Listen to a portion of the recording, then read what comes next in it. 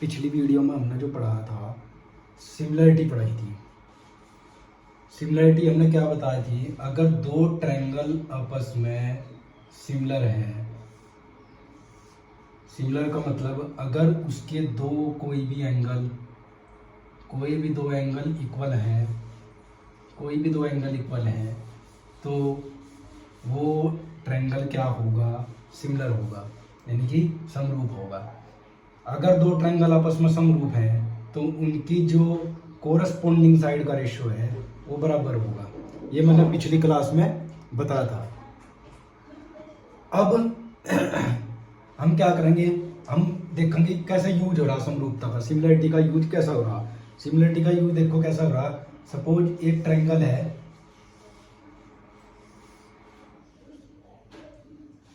Triangle में ये triangle है और ये बी है, ये सी है, ये ए है। इस बी सी के समांतर एक लाइन है डीई, एक पैरेलल लाइन है इसके, मतलब जो बी सी के जो पैरेलल है वो एक लाइन है डी पैरेलल लाइन है। तो अब मैं क्या करूंगा, मुझे ये देखना कि इसमें सिमिलरिटी का यूज कैसे करना। अब एक इसमें देखो, इसमें मैं क्या लूंगा, त्रिभुज ए बी सी, यानी कि triangle A B C and triangle A D E, इन दोनों में ले लिया मुझे। देखो दोनों में, इस ट्रायंगल में भी और बड़े बड़े ट्रायंगल में भी एंगल ए कॉमन है, तो angle A equal to angle A क्या है मेरे पास, यू कॉमन है, मतलब ये दोनों में है, यू छोटे वाले में भी है और बड़े वाले में भी है। एंगल ए तो हो गया कॉमन, ये बात है कि समझ में। और एंगल जो बी है वो एंगल है, ये जो एंगल है ये इस एंगल के बराबर है। क्यों है, क्योंकि संगत कोण है, यानी कि कोरस्पोंडिंग एंगल है। ये मैंने पहले बताया था कि अगर दो लाइन पैरेलल है तो उनके संगत कोण क्या होंगे, आपस में बराबर होंगे। ऐसे ये एंगल इसके बराबर हो जाएगा, यानी कि एंगल जो सी है वो एंगल किसके बराबर हो जाएगा, ई के बराबर हो जाएगा। ये सेम किससे है, कोरस्पोंडिंग था या संगत कोण से बराबर है। अब मुझे क्या देखना, अब सबके एंगल, मतलब इस ट्रायंगल में और बड़े बड़े ट्रायंगल में क्या हो गया कि इनके एंगल बराबर हो गए। अब इनकी कोरस्पोंडिंग साइड का रेशियो जो होगा वो बराबर होगा। वो कैसा होगा बराबर,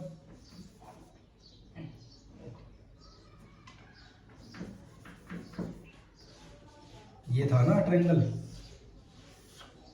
ये डी थी, ये ई थी, ये बी थी, ये सी थी, ये ए था, और ये एंगल इसके बराबर था, ये एंगल इसके बराबर था, ये एंगल कॉमन था। ये हो गया। अब आपको क्या करना,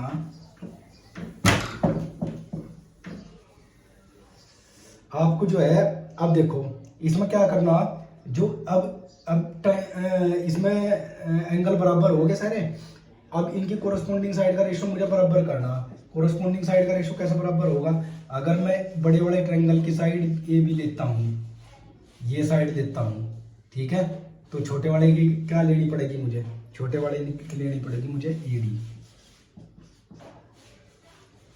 और बड़े वाले की अगर ए सी ली तो इसकी क्या लेनी पड़ेगी मुझे, ए ई इक्वल टू, और बी सी अपॉन कितना, D E, B C upon D, क्योंकि ये ट्रायंगल आपस में दोनों क्या है मेरे, ये ट्रायंगल आपस में मेरे क्या है, सिमिलर है।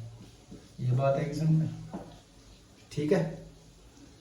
तो अब क्या करेंगे हम, अब हमें पता लग गया कि साइड का रेशियो जो है तीनों का बराबर है। अब मैं दो साइड ले लूँ, ये दो साइड ले लूँ, ये ले ली मुझे, तो ए बी की जगह क्या रख सकूँ मैं, ए बी की जगह रख दूंगा मैं ए डी प्लस कितना, डी बी, या ठीक है, और अपॉन ए डी। और दूसरा है ए सी की जगह क्या रख दूंगा मैं, ए सी की जगह रख दूंगा मैं ए E plus E C upon A ई। अब मैं जब इन अलग अलग करूंगा, इसके नीचे से लो A D upon A D plus D B upon A D, equal to A E upon A E plus E C upon A E, ये हो गया। अब ये तो हो जाएंगे कैंसिल। अब जब कैंसिल हो जाएंगे तो यही बचेंगे दोनों, यानी कि ये बचागा D B upon A D equal to E C upon A E. ये सिमिलरिटी का यूज होगा। ऐसे सिमिलरिटी आपने लगानी, ऐसे यूज कर ली। अब आपको क्या करना, अब मैं इससे रिलेटेड जो है एक चीज और बताऊंगा जो बहुत इंपॉर्टेंट थ्योरम है, जो अक्सर उसमें एग्जाम में आती है। वो थ्योरम क्या है, इससे कनेक्टेड ये है, वो आती है सिमिलरिटी के थ्रू। अब आपको क्या देखना, उस थ्योरम का नाम है थेल्स थ्योरम, थेल्स परमे। थेल्स परमे, थेल्स परमे क्या है, थेल्स परमे ये है कि अगर एक ट्रायंगल है और एक ट्रायंगल बी है, ये सी है, ये ए है, अगर ए बी का मिड पॉइंट, मतलब ए बी का मिड पॉइंट डी है, यानी कि ये इसके बराबर है, मतलब डी क्या है, मिड पॉइंट है किसका, ए बी का।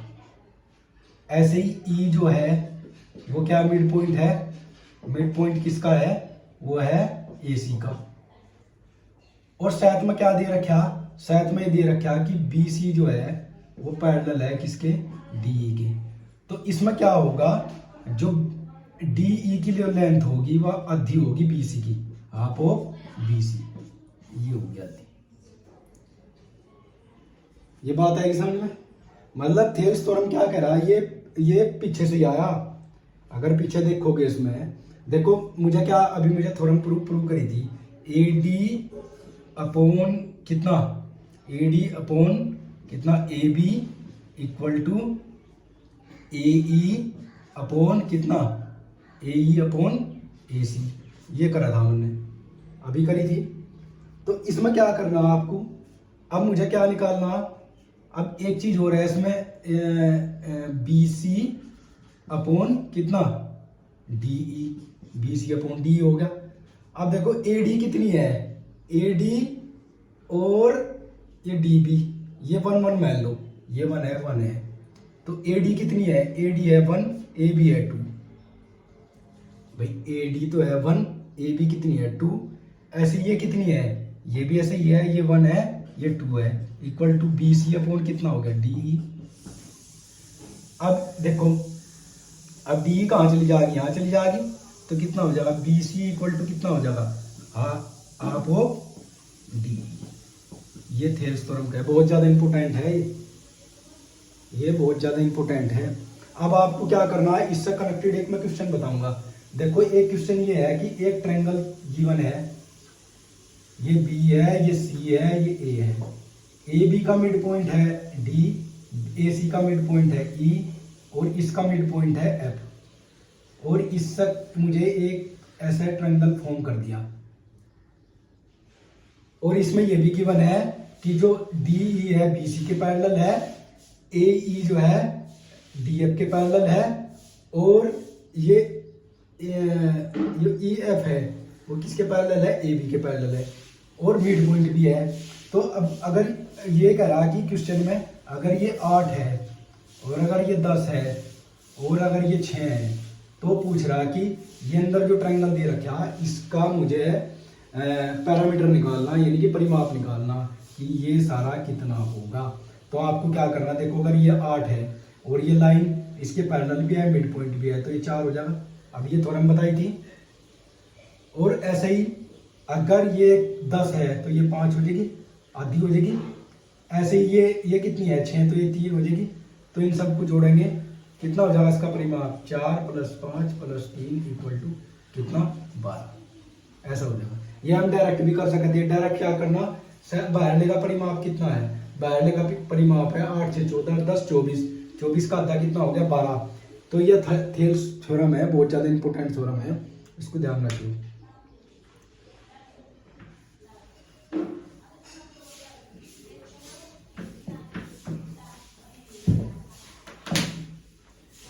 अब मेरे पास जो है एक अलग टॉपिक है, इससे रिलेटेड है। अगर समरूपता के बाद मेरे पास क्या आ गया, समरूपता के बाद मेरे पास आ गया कॉन्ग्रुएंसी।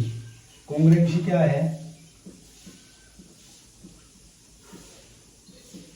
कॉन्ग्रुएंसी का मतलब है सर्वांग समता।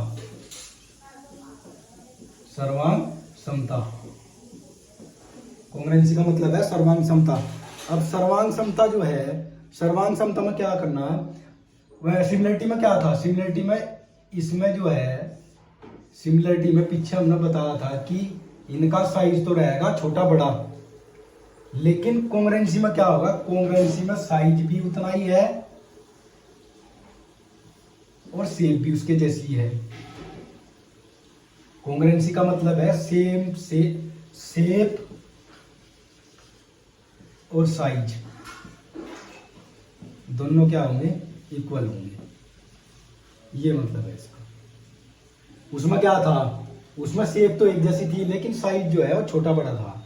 तो अब आपको ध्यान रखना, जितने भी मतलब कॉन्ग्रुएंसी में क्या है, कॉन्ग्रुएंसी में शेप और साइज दोनों इक्वल है। अब हम कॉन्ग्रुएंसी चेक कैसे करेंगे, अब देखो अगर कोई ट्रायंगल कॉन्ग्रुएंट हो रहा तो उसमें क्या क्या हो सके। सपोज ये मेरे दो ट्रायंगल हैं। अब ट्रायंगल में जो है कॉन्ग्रुएंसी चेक करने के मेरे पास 4 रूल है। पहला रूल तो है एस एस एस, दूसरा रूल है आर एच एस, तीसरा रूल है एस ए एस, चौथा रूल है ए एस ए। मतलब एस का मतलब है साइड और ए का मतलब है एंगल। देखो अगर किसी ट्रायंगल, ये प्रॉपर्टी क्या कह रही, पहली प्रॉपर्टी, ये प्रॉपर्टी ये कह रही कि अगर किसी ट्रायंगल की कोरस्पोंडिंग साइड आपस में बराबर है, ठीक है, तो ये ट्रायंगल क्या होंगे, कॉन्ग्रुएंट होंगे। सपोज दैट ये साइड इसके इक्वल है, ये साइड इसके इक्वल है, ये साइड इसके इक्वल है, तो ये मेरे ट्रायंगल आपस में कितने हो जाएंगे, ये ट्रायंगल हो जाएंगे मेरे पास कॉन्ग्रुएंट हो जाएंगे। अब कॉन्ग्रुएंट हो जाएंगे तो कॉन्ग्रुएंट होने पर क्या होगा, जो इनके बचे हुए एंगल, अब साइड तो होगी तीनों, अब क्या बचा इसमें, तीनों एंगल बचे, यानी कि तीनों एंगल भी जो है मेरे कोरस्पोंडिंग जो एंगल होंगे वे भी मेरे इक्वल हो जाएंगे। समझ के क्या है, अगर किसी ट्रायंगल में तीनों साइड, मतलब किसी दो ट्रायंगल में तीनों साइड इक्वल है, मतलब ये साइड इसके इक्वल, ये साइड इसके, ये साइड इसके, तो जो बचे हुए एंगल है, मतलब इनके जो एंगल हैं, मतलब ये एंगल इसके इक्वल हो जाएगा और ये एंगल जो है इसके इक्वल हो जाएगा और ये एंगल जो है इसके इक्वल हो जाएगा। तीनों एंगल अपने आप बराबर हो जाएंगे अगर इसमें कॉन्ग्रुएंट होगी। दूसरा है आरएचएस। आरएचएस में क्या है, सपोज हमारे पास जो है एक ये है, आर का मतलब है आर का मतलब है राइट हैंड साइड, और नहीं राइट, एच का मतलब है हाइपोटेनियस, एस का मतलब है साइड और आर का मतलब है राइट एंगल। मतलब इसका कहने का मतलब है ये और ये ट्रायंगल, दो ट्रायंगल हैं, अगर इसमें ये और ये हाइपोटेनियस बराबर है और कोई भी साइड, ये साइड इसके इक्वल है, कोई भी साइड, कोई भी एक साइड, ये तो इसमें एक तो चाहिए हाइपोटेनियस बराबर, एक चाहिए इसमें साइड, कोई भी साइड एक, अगर हाइपोटेनियस इक्वल है तो मेरे पास क्या हो जाएगा, हाइपोटेनियस इक्वल है और साइड क्या है मेरी, कोई भी साइड, या तो या साइड इसके इक्वल हो या साइड इसके इक्वल हो, कोई भी एक साइड, राइट एंगल ट्रायंगल की बात हो रही है, अगर कोई इक्वल है और ये एक 90 डिग्री का एंगल है तो मेरे पास ये क्या हो जाएगा, मेरे पास ये कॉन्ग्रुएंट हो जाएंगे, कॉन्ग्रुएंट ट्रायंगल हो जाएंगी। बस इसमें ये ध्यान रखना कि राइट एंगल ट्रायंगल में क्या है, अगर मेरे पास हाइपोटेनियस इक्वल है और एक साइड इक्वल है तो ट्रायंगल दोनों क्या हो जाएंगे, मेरे कॉन्ग्रुएंट हो जाएंगे। ये बात है एक्शन में। अब तीसरी जो प्रॉपर्टी है, तीसरी प्रॉपर्टी है मेरे पास एस एस में क्या है, एस में आपको ध्यान रखना, अगर मेरे पास एक साइड और दूसरी साइड और उनके बीच का एंगल बराबर है तो तब भी क्या होंगे, ट्रायंगल आपस में इक्वल हो जाएंगे। जैसे ये है, ये है, अगर ये साइड इसके इक्वल है, ये एंगल इसके इक्वल है और ये साइड इसके इक्वल है तो ये ट्रायंगल क्या हो जाएंगे, देखो S A S, S A S, मतलब ये ट्रायंगल क्या हो जाएंगे मेरे, बाकी जो बची हुई यहाँ क्या बचा, एक एंगल बच गया, एक साइड बच गई और एक एंगल बच गया, इसलिए क्या हो जाएंगे मेरे, ऑटोमेटिकली क्या हो जाएंगे, इक्वल हो जाएंगे। ये बात है एक समझ में। ऐसे ये है, ये चौथी प्रॉपर्टी, अगर मेरे पास दो ट्रायंगल गिवन है, दो ट्रायंगलों में क्या है, दो ट्रायंगलों में अगर ये एंगल, ये साइड और ये एंगल, ऐसे ही ये एंगल, ये साइड और ये एंगल, मतलब angle side angle, angle side angle, अगर ये बराबर है, मतलब ये एंगल इसके बराबर, ये साइड इसके बराबर, ये एंगल इसके बराबर, अगर ये बराबर है तो जो बची हुई चीजें हैं ये ट्रायंगल क्या हो जाएंगे, कॉन्ग्रुएंट हो जाएंगे, और कॉन्ग्रुएंट होने पर क्या हो जाएंगे, ये हो जाएगा एस ए एस, ये भी क्या हो जाएगा, इक्वल हो जाएगा, यानी कि बची हुई जो चीज है वे भी इक्वल हो जाएंगी। तो कॉन्ग्रुएंसी का सीधा मतलब है कि अगर दो ट्रायंगल आपस में बराबर है तो उसकी हर चीज बराबर हो जाएगी, यानी कि उसमें तीन साइड हो, तीन एंगल हो, तो उसमें सब कुछ बराबर हो जाएगा। बस ये ध्यान रखना। वैसा कॉन्ग्रुएंसी का ज़्यादा यूज तो है नहीं, सिमिलरिटी का बहुत ज़्यादा यूज है, किसी भी कंपटीशन एग्जाम में या कहीं भी सिमिलरिटी का बहुत ज़्यादा यूज है। सिमिलरिटी भी ध्यान रखो, सिमिलरिटी कैसा लगानी है, कॉन्ग्रुएंसी का इतना ज़्यादा यूज नहीं है, सिमिलरिटी का बहुत ज़्यादा यूज है।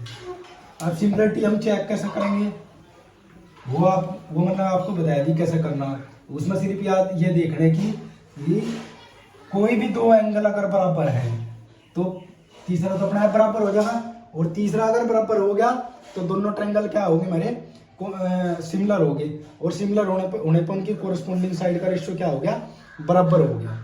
अब ट्रायंगल से रिलेटेड मेरे पास चार चीज है। चार चीज क्या है, मतलब सपोज मेरे पास ये ट्रायंगल से रिलेटेड मेरे पास चार चीज है। ट्रायंगल, जैसे ये ट्रायंगल है, ट्रायंगल में सबसे पहला बात करेंगे एल्टीट्यूड की, कि एल्टीट्यूड क्या हो। एल्टीट्यूड यानी कि ऊंचाई, यानी कि लंब केंद्र, लंब शीर्ष लंब, यानी कि शीर्ष लंब, इसको शीर्ष लंब भी बोलते हैं या ऊंचाई भी बोलते हैं। तो वो कहां से होगी, देखो अगर मैं इसके वर्टेक्स यानी कि शीर्ष है, वर्टेक्स है, इस साइड पे एक परपेंडिकुलर डालता हूं 90 डिग्री, वो शीर्ष से डलेगा 90 डिग्री सामने वाली साइड पे, तो ये मेरी पर क्या होगी, एल्टीट्यूड होगी। डिफरेंस समझना, क्या क्या डिफरेंस है जो मैं डिफरेंस बताऊंगा। अगर मैं वर्टेक्स से सामने वाली साइड पे क्या डालता हूं, 90 डिग्री डालता हूं, तो ये क्या हो गया, हमारा एल्टीट्यूड हो गया, यानी कि शीर्ष लंब हो गया। इसे ऊंचाई भी बोल रहा है ट्रायंगल की। अब दूसरा है मेरे पास लंब अर्धक, मतलब एक ट्रायंगल दिया, अब लंब अर्धक है क्या चीज, लंब अर्धक, लंब अर्धक, लंब अर्धक का मतलब है मेरे पास परपेंडिकुलर बाइसेक्टर, परपेंडिकुलर बाइसेक्टर। और परपेंडिकुलर बाइसेक्टर का मतलब है, मतलब वो परपेंडिकुलर तो डलेगा इस पे, लेकिन वो शीर्ष से नहीं डलेगा, इस शीर्ष से नहीं डलेगा, वो कहीं से भी डल जाएगा। सपोज दैट वो यहां से डला, ये परपेंडिकुलर है और लंबी है और अर्धक भी है, यानी कि साइड का जो है ये साइड को डिवाइड भी करेगा दो पार्ट में, समझ गए। परपेंडिकुलर बाइसेक्टर का मतलब है ट्रायंगल में जो है जरूरी नहीं है कि वो शीर्ष से ही डले, वो कहीं और से भी डल सके, और वो जहां भी डलेगा, जिस साइड पे भी डलेगा, उस साइड को जो है उस पर 90 डिग्री का एंगल बनाएगा और उस साइड को जो है दो पार्ट में डिवाइड कर देगा। इसको बोल रहे हैं हम लंब अर्धक। ये बात है कि समझ में। अब तीसरी चीज आ गया मेरे पास angle bisector. Angle bisector, angle bisector का मतलब है कोण अर्धक। कोण अर्धक क्या होगा हमारा, कोण अर्धक में जो है बस इसका क्या करना आपको, ये अद्धा करना इसका। इसका मतलब नहीं है कि ये 90 डिग्री बना रहा यहाँ, ये कुछ और बना रहा, इसका मतलब नहीं है। ये इक्वल है, इसका कोई मतलब नहीं है। बस आपको ये ध्यान रखना कि इनको इस कोण का आधा होना चाहिए, उसको क्या बोल लेंगे हम, कोण अर्धक बोल लेंगे, एंगल बाइसेक्टर बोल लेंगे, ठीक है। तीसरी चीज आएगी मेरे पास मीडियन। मीडियन का मतलब है माध्यिका। अब इसमें माध्यिका में क्या ध्यान रखना आपको, माध्यिका में ये ध्यान रखना कि अगर ये ट्रायंगल है मेरे पास, ये ट्रायंगल है, इसमें अगर शीर्ष में सामने वाली साइड पे आधा करता हूं, मतलब ऐसी जगह पॉइंट पे मिलाता हूं कि ये आधा हो जाए, ये जरूरी नहीं है 90 डिग्री हो, बस मतलब क्या है कि ये आधा होना चाहिए।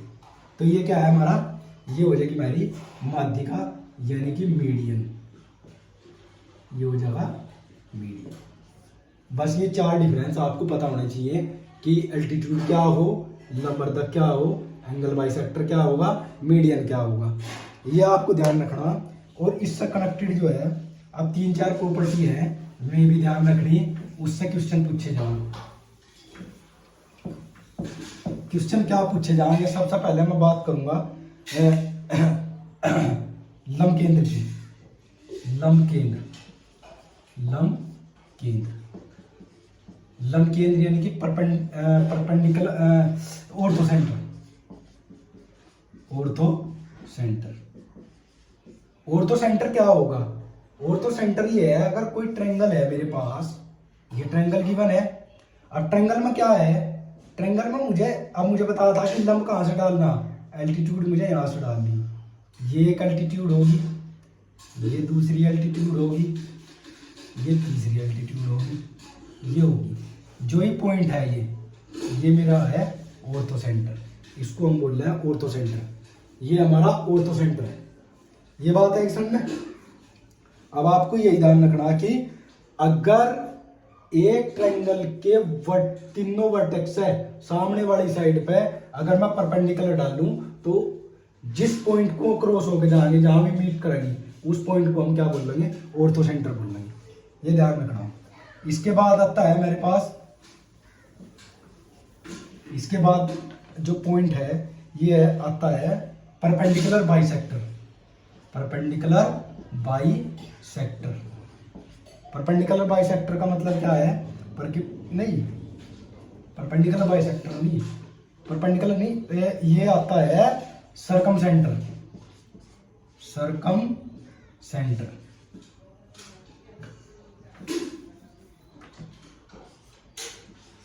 सरकम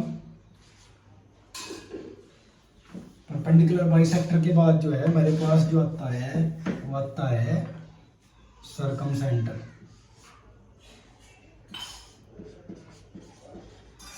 सरकम सेंटर, अब सरकम सेंटर बना कैसे, सपोज ये ट्रायंगल है, सरकम सेंटर का मतलब है परिकेंद्र, परिकेंद्र, सरकम सेंटर का मतलब है परिकेंद्र। सपोज ये एक ट्रायंगल है,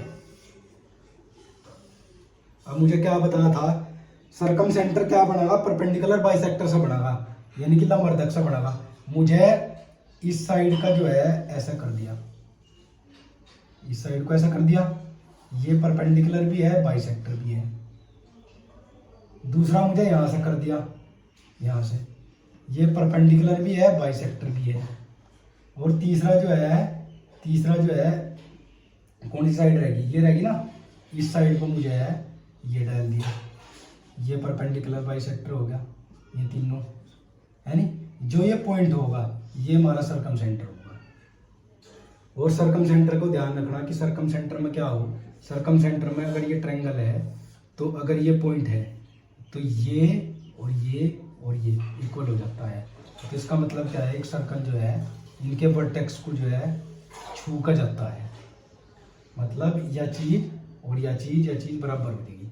तो आपको ध्यान रखना, अगर ये एंगल मेरे पास ए है, ये एंगल ए है, तो ये कितना हो जाएगा, इसका 2a हो जाएगा, यानी कि डबल हो जाएगा।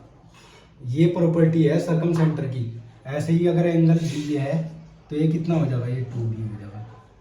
और एंगल अगर ये सी है तो ये कितना हो जाएगा, 2c हो जाएगा। मतलब इसका मतलब है कि केंद्र पर जो कोण बन रहा और जो परिधि पे कोण बन रहा उसका डबल होता है। केंद्र पर बना कोण परिधि पर बने कोण का डबल होता है, समझ गए। मतलब सेंटर सर्कल में सेंटर पर जो एंगल बनेगा वो सरकमफेरेंस पर जो एंगल होगा उसका डबल होगा, ये मतलब है। ये ध्यान रखना प्रॉपर्टी। अब इसके बाद जो नेक्स्ट जो आता है, नेक्स्ट जो चीज है, नेक्स्ट है हमारे पास एंगल बाइसेक्टर। एंगल बाइसेक्टर में हमें क्या करना, एंगल बाइसेक्टर में इन सेंटर की बात करनी है हमें।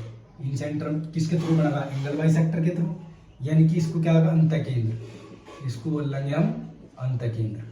अंतकेंद्र यानी कि एक ट्रायंगल है, ट्रायंगल में क्या करना? इसका आधा कर दिया एंगलों का, इस एंगल का आधा कर दिया, इस एंगल का आधा कर दिया, तीनों का आधा कर दिया। तो ये जो पॉइंट बनेगा, ये पॉइंट क्या होगा? हमारा इन सेंटर होगा, यानी कि अंतकेंद्र होगा।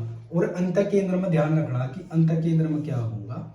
अंतकेंद्र में जैसे ये है, ये हमारा कोई पॉइंट है और हमें ऐसा मिला दिया, अंतकेंद्र है ही, ऐसा मिला दिया।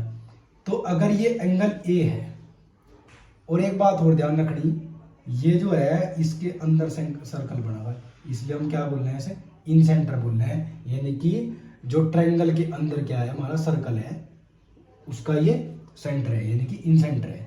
जो एंगल अगर 90 डिग्री है तो ये एंगल कितना हो जाएगा? 90 प्लस a/2। ये मैं प्रूव करके भी दिखा दूंगा क्या है, इसमें कुछ नहीं है।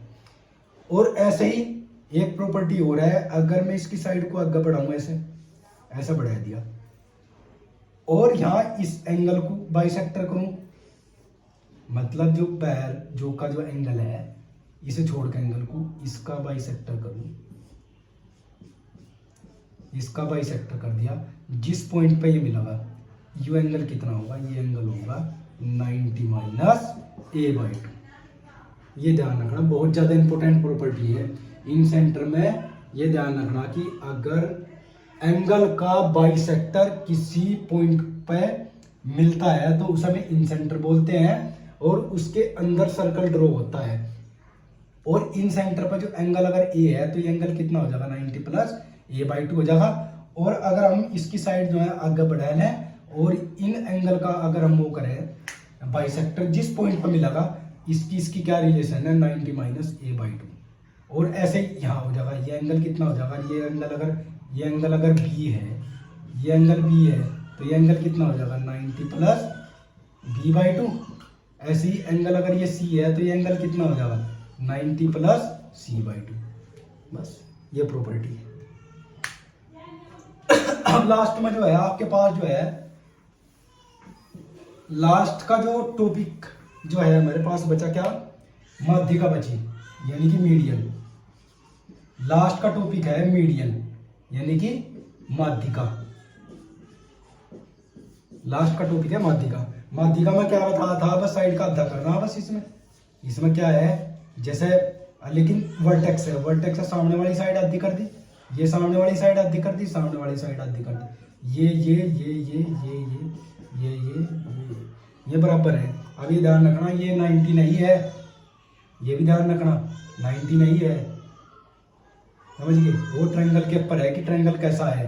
भाई ट्रायंगल इक्विलेटरल है या क्या नाम उसे समद्विबाहु है, समबाहु है या विषमबाहु है, कौन सा त्रिभुज है, वो उस पर डिपेंड करे। लेकिन मीडियन में क्या करना? अगर मीडियन में ये प्रॉपर्टी है, जो वर्टेक्स की जो ये लाइन है, ऐसा है ना, वर्टेक्स की जो ये लाइन है, या तो 2 हो और ये कितनी हो? 1, यानी कि 2:1 में डिवाइड होगी। मतलब अगर ये 2 है तो ये 1 हो जाएगी, ऐसे ही अगर ये 2 है तो ये 1 हो जाएगी।